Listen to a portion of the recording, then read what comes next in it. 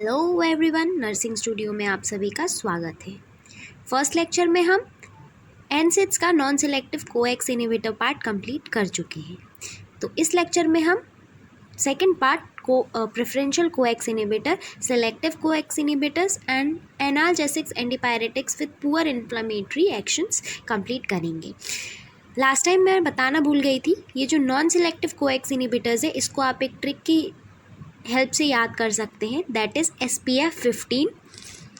SPF से S से salicylate, P से प्रोपेनोइक एसिड डेरिवेटिव्स, F से फेनामेट। 1 और 5 का कॉन्सेप्ट ये है कि जो हमारा 1 होता है उसका अल्फ़ाबेट नंबर A होता है एंड 5 का अल्फ़ाबेट नंबर E होता है। तो आप उसको कोरिलेट करके याद कर सकते हैं, 1 for enolic acid derivatives and 5 for E acetic 5 से आप E एनोलिक एसिड डेरिवेटिव्स याद कर सकते हैं और 1 से एसिटिक एसिड डेरिवेटिव्स याद कर सकते हैं। So let's continue. Preferential COX inhibitors. Coax आप जानते ही होंगे, साइक्लोऑक्सीजिनेस बोलते हैं, और जो साइक्लोऑक्सीजिनेस को इनहिबिट करते हैं वही ड्रग्स हम पढ़ रहे हैं। ठीक है, तो preferential COX inhibitors. First drug is nimesulide. ये इनहिबिट करता है प्रोस्टाग्लैंडिन के सिंथेसिस को और ये analgesics, antipyretics and anti inflammatory actions show करता है। Indication: sports injury, sinusitis, dental surgery, low back एक, पोस्ट ऑपरेटिव पेन, अर्थराइटिस में दिया जाता है। Side effects: heartburn, nausea, rashes, dizziness. और जो हमारा न्यूमोस्लाइड है वो हेपेटिक फेलियर भी कॉज कर सकता है, इसीलिए ये US में, अमेरिका में बैन भी है। Second drug is diclofenac sodium. इसका डोज है 75 mg डीप IM और ओरली 50 mg TDS में और BD में चलता है। ये एसिटिक एसिड डेरिवेटिव है, analgesic, antipyretic and anti inflammatory properties show करता है, लेकिन इसका लिटिल इफेक्ट होता है प्लेटलेट एग्रीगेशन पे। तो जो पेशेंट है जो रिस्पॉन्ड नहीं करते हैं आइब्रोफेन पे, उन्हें हम डाइक्लोफेनिक देते हैं instead of Brufen.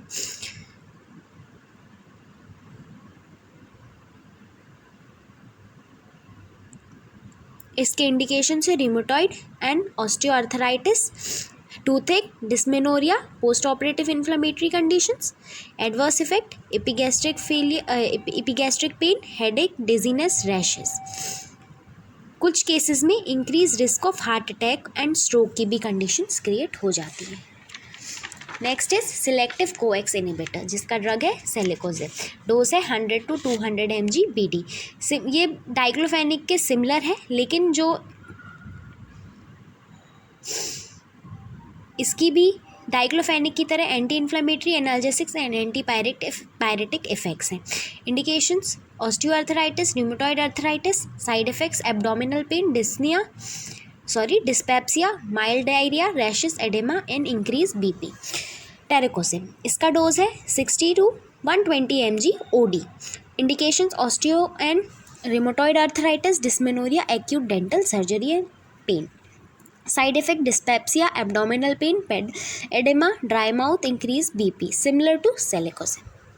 Now last anti inflammatory drug is analgesic antipyretic with poor inflammatory actions, जिसका ड्रग है पैरासीटामोल।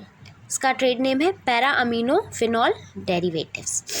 ये एक गुड एनाल्जेसिक है, एंटीपायरेटिक है, पर साथ साथ ये वीक एंटी इन्फ्लेमेटरी है। ठीक है, ये एक इक्विवेलेंट है एस्पिरिन के, लेकिन ये प्लेटलेट फंक्शंस में पुअर है थोड़ा सा, इसीलिए हम इसे पुअर एंटी इन्फ्लेमेटरी एक्शंस के नाम से भी जानते हैं। आप देख रहे हैं इसका नाम दिया गया है analgesic antipyretic with poor anti inflammatory actions, that is paracetamol. इसका मैकेनिज्म ऑफ एक्शन है direct action on hypothalamus heat regulating centre. जो हमारा हाइपोथैलेमस होता है वो हीट रेगुलेटिंग सेंटर है, पैरासीटामोल जाके उस पर वर्क करता है और पेरिफेरल वैसोडाइलेशन करा देता है, जिसके कारण स्वेटनिंग होने लगती है और जो फीवर है वो रिड्यूस हो जाता है। Indications: pain and fever. Contraindication: history of hyper sensitivity, patient with severe liver and kidney damage. Dose forms की अगर हम बात करें तो टैबलेट, कैप्सूल, सस्पेंसर और सपोजिटरीज के फॉर्म में हम इसे देते हैं।